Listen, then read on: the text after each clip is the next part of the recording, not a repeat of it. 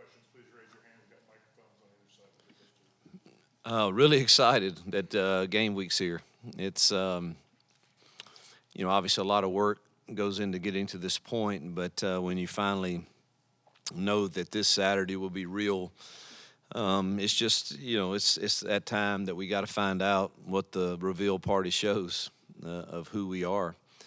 And, so this is exciting. I think our kids are ready. I think our staff's ready and, excited about getting into a normal week and really excited about my first experience running out in Jordan-Hare Stadium.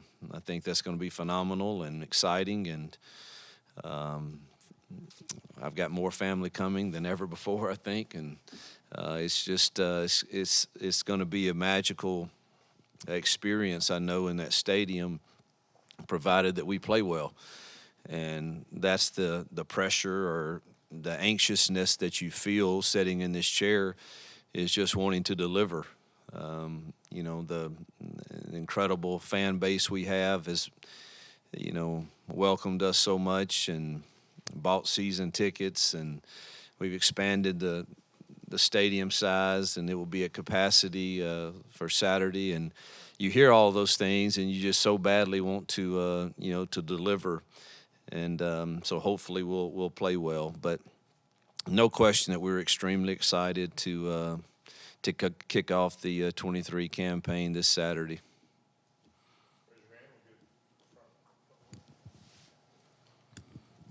Coach, you guys spend about 1,000 hours every offseason preparing for what is ultimately 40 hours of football every fall. What have you told your team about the mental preparation for the game this week and how to prepare mentally for what they're going to face on Saturday? Well, that's something we've tried to start instilling when we got here. Our theme since we've been here has been flip the script, and it's really about rewiring your mind of how you prepare for these 12 opportunities that we're given. And it's something that has to be done daily, that your whatever is driving your beliefs are going to drive some type of behavior, and that behavior is going to create some habits, and that habits will ultimately give us all our destiny. And the more of those days that we stack, that we're doing things the right way, with the right attitude and with the right passion, then the more prepared we'll be. And I think we're still ongoing in that. That's still a journey, and it will be throughout this season. And to this point, I think we've made progress and made strides in the right direction, and hopefully that shows on Saturday. Yeah. Hey, Hugh, question. You said on Tiger Talk that your run game had been very healthy, been running well. Is that a good thing about the run game, or are you concerned about the run defense? You just said it. I don't know. I honestly don't. I don't know. We'll find out more Saturday. Are we an effective running the football team against other opponents? Or has our defense made us look that good? And hopefully, I think when you start getting into a game week and you start game planning and you figure out this is what we're going to try to do, hopefully, we'll be in the right spots and play well on both sides. That's the hope. The right side. Are there any players won't be able to go this weekend? Right now, I would say J.D. Rhymes questionable, Nick Mardner, Jalen McLeod, Nehemiah Pritchett, I think will go. Robbie Ashford's dealing with an oblique strain, but I think he'll go too. It wouldn't shock me if all of those went, truthfully, but it really wouldn't shock me if a few didn't make it either. But our list is pretty short, and hopefully all of them will make progress this week and be able to go.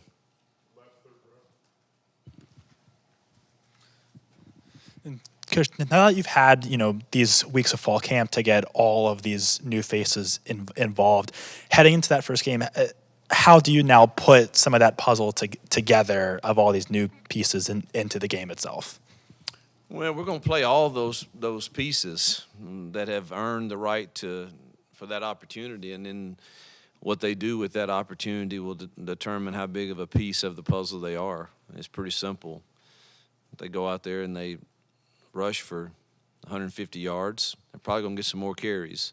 If you go out there and you complete a high percentage of your passes, you're probably going to get more opportunities. And same thing with every position that will grade out. I'll get the grade Sunday, and the guys that did it really well will continue to get those opportunities. Coach, looking at the depth chart for the first time at the receiver spot with Shorter, Kelly, Johnson, and Hooks, was that those guys separating themselves in the wide receiver room, or was it more on injuries that we know they dealt with this fall?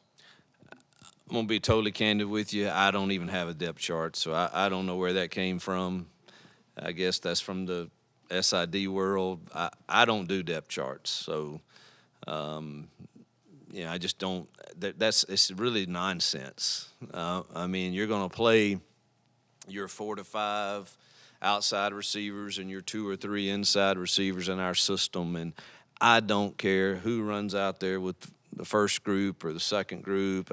They freely rotate, so I don't make much of those depth charts. And I don't know who you said, but if you're talking about the outside guys, I would think you're going to see a rotation of Shorter and Malcolm and Hooks and O and Camden Brown. I would think those would be the 5 guys that are going to get the first rotations at that spot. But I am in no way said that one of them was first team and one of them was second team. I just that don't fly with me. Doesn't work. Coach, UMass comes in. A lot of preseason polls had them dead last in FBS rank. They score 41 points out at New Mexico State. Don Brown's had a good track record over the years of being a good defensive coach. What problems may they present, and how do you guard your team over confidence, considering that they weren't ranked very high to enter the year? Well, I've played him every year the last 4 years, and I saw drastic improvement last year under Coach Brown. I have great respect for him. I think he's one of the best defensive play callers in the country. Last year, their record was atrocious, and they had a top 10 defense in the country. So now I think they've added 27 transfers, most from Power 5 schools. I thought they looked quite different. And New Mexico State's not an easy place to go play, and I thought they took care of the football. They didn't turn it over. They got turnovers. They capitalized on turnovers. They threw the ball effectively, which they have not done in the 4 years that I played them. And I think defensively they play as hard as any team in the country, and you combine that with Coach Brown's system, which is very chaotic and very hard to identify for your offensive front at times. They will create negative plays with that. And that was a big challenge for us last year when we played them up at UMass. They created a lot of negative plays against us. We managed to score enough points to win the game, but it was a challenge. And so they have our full attention. I mean, if you look at them defensively, obviously Don is pretty special as he's been one of the best at Michigan and Arizona and many other places, but 48 jumps off the page at you, as does 1 and 7. They could play at any Power 5 schools. Those guys are really, really good. And really, again, chaotic in their defensive front when they're mixing it up with all their 3 down and 4 down. I think they're deeper than they've been and better in the secondary. And then offensively, the quarterback makes a huge difference. I won't try to pronounce his last name, but number 3, Tayson, I think is his first name. But the running back, 15, is really, really good. And Simpson and Johnson, those 2 transfer receivers, I think are really talented and explosive. So we've got our hands full. I believe that. It will not be an easy opener and one that's going to challenge us.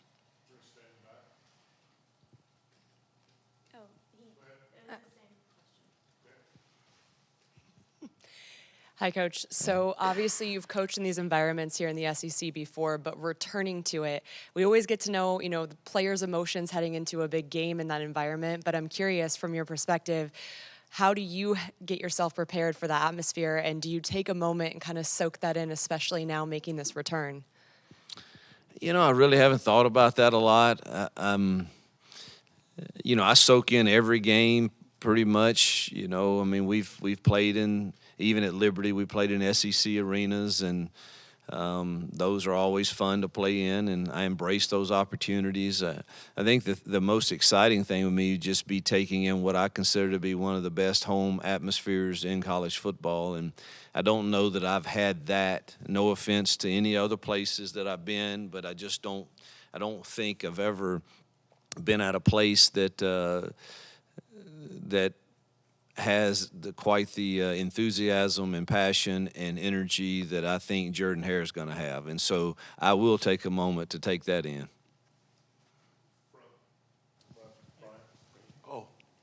I can try another one. Tell me what your favorite thing is about what Peyton's done during this camp, from the first day until today, just what you really liked from him.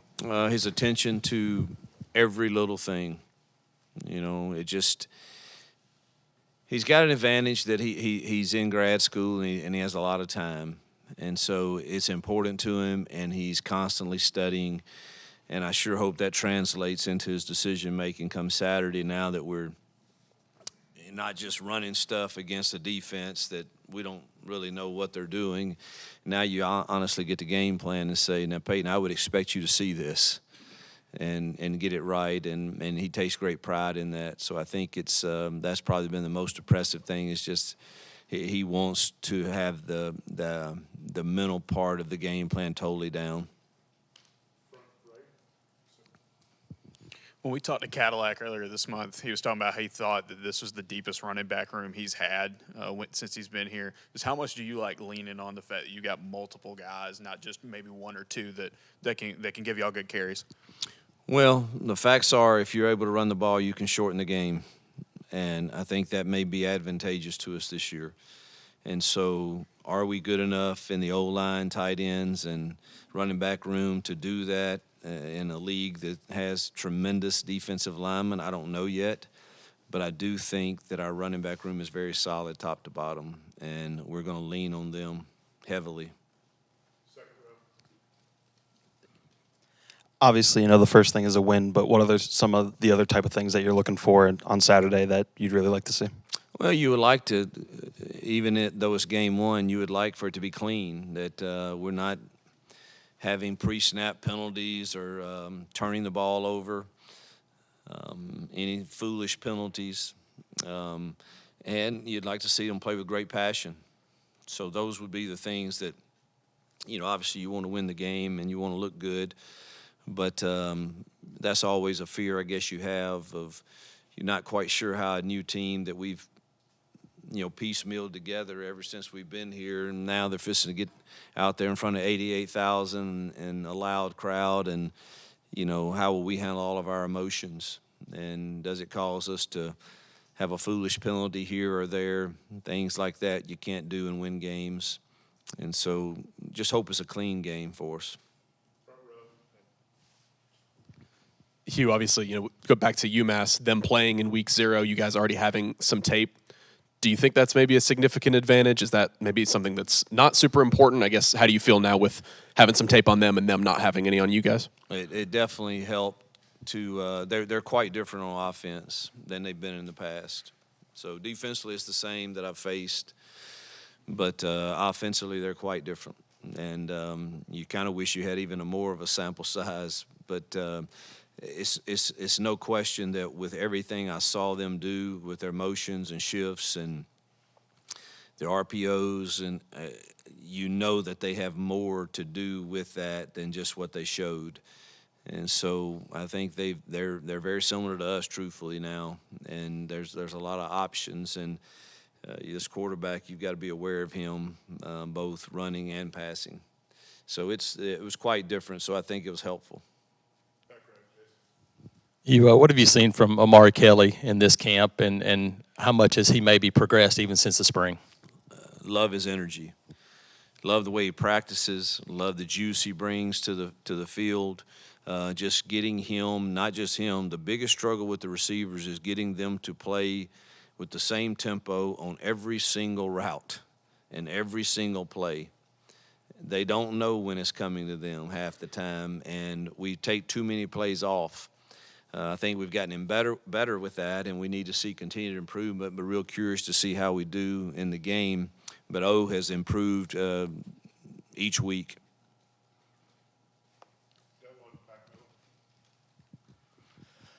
On special teams, how much of a weapon is that going to be with McPherson kicking the ball and then the senior Chapman punting the ball? How much of a weapon for you against UMass, and then for 2023 will the special teams be? Well, I don't want to. I'm more excited about that than I have been ever before coaching. Probably, I think we got two special guys there, and I hope I don't jinx them. But to this point, I have been incredibly pleased with both of them. And I think they're weapons that are going to be very, very huge for us.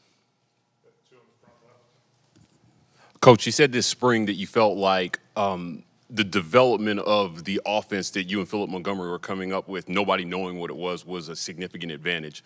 You know, what can fans expect in terms of offensive identity this season in how Auburn is going to run the football and pass the football? Well, I'm never going to change what I believe in, and I believe you have to be a threat to run the football. But I also believe that a throw off of a run is a run. And so, you know, I may come in here after a game and you guys say, man, Coach, you only rushed for 90 yards, but you threw for 400. You know, to me, I want to know what the average per carry was, if that makes sense, because you don't know it, but probably 15 of those passes were runs, but the defense had an extra hat. And so I don't think that's real smart football, to constantly run into an extra guy in the box. And so to me, those are kind of rushing yards.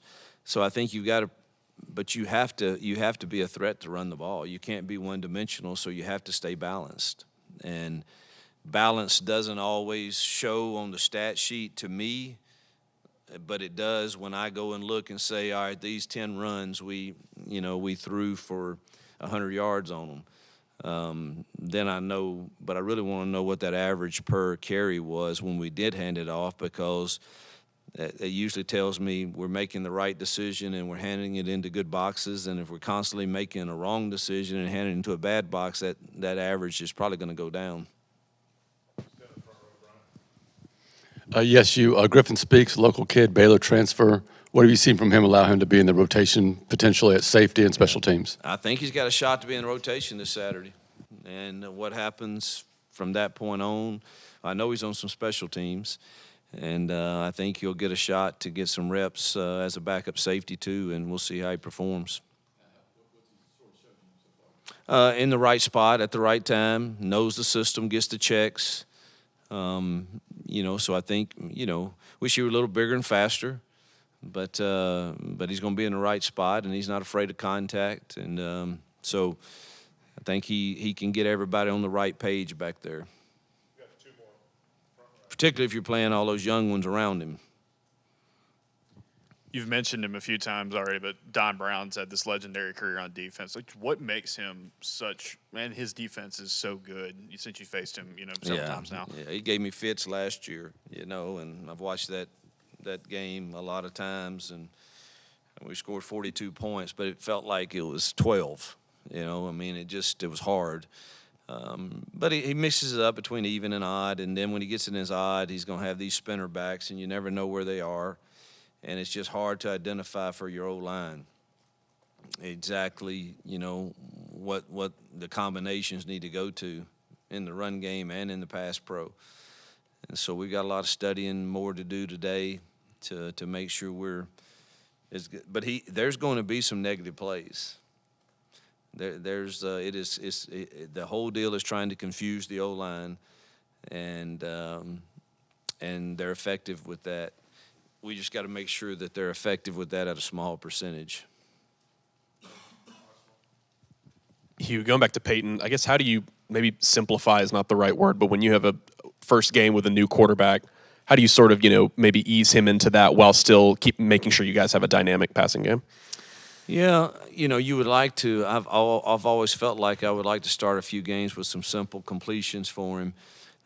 This is a little harder to do because of their trap coverage. You're a little nervous to work too much quick game right off the bat because they did a beautiful job and they run it a little different than a lot of people. But in their trap coverage, they had a pick six the other night. They got 3 turnovers, which resulted in 21 points. One was a pick six off of that trap coverage, and he really did a nice job of deceiving the quarterback. So you got to be careful.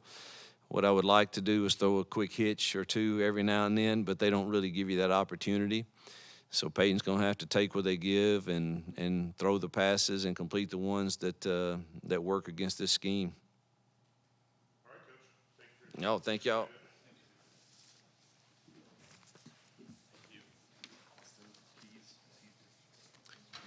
Yeah, he's good. Lord willing. He practiced this weekend. Yeah, he's good.